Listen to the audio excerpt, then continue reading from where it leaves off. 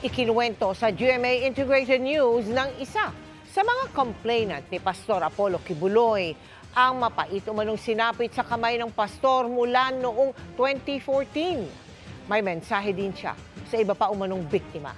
Nakatutok si Joseph Moro.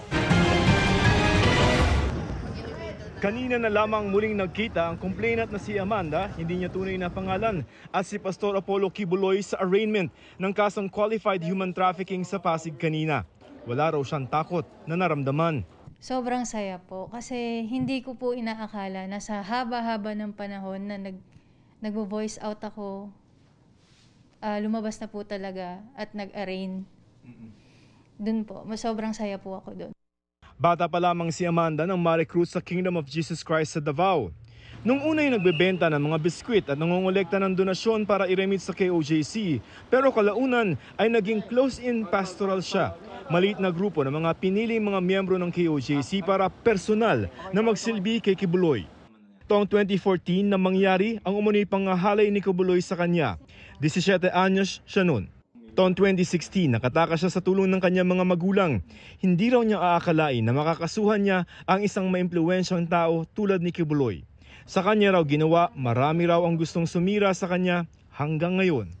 Ang madalas po nila na sinasabi is, to discredit nga po yung final ko. Madalas nilang sinasabi na pokpok daw po ako. Tapos idadamay daw nila yung family ko. Pero iisa lamang ang pinaghuhugutan ng lakas ni Amanda simula noon. Family. Bakit? Kasi kahit nanggaling po kami dun sa loob, nandyan pa rin sila para sa akin. Tapos sinabayan din nila ako lumabas. Sabay-sabay kami lumaban. Kung wala yun, tingin mo na nangyari? Siguro manghihina ako. Alam daw ni Amanda na marami pang naging biktima si Kibuloy. May ilan daw siyang kasamahan sa pastoral na mahina ang loob na magsampa ng kaso laban kay Kibuloy.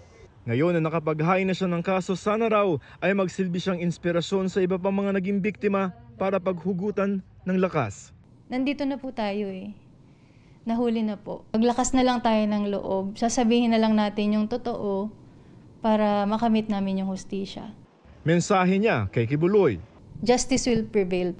sinusubukan pa naming kunan ang pahayagang kampo ni Kibuloy. Pero dati nang itinanggi ng kampo nito ang mga paratang.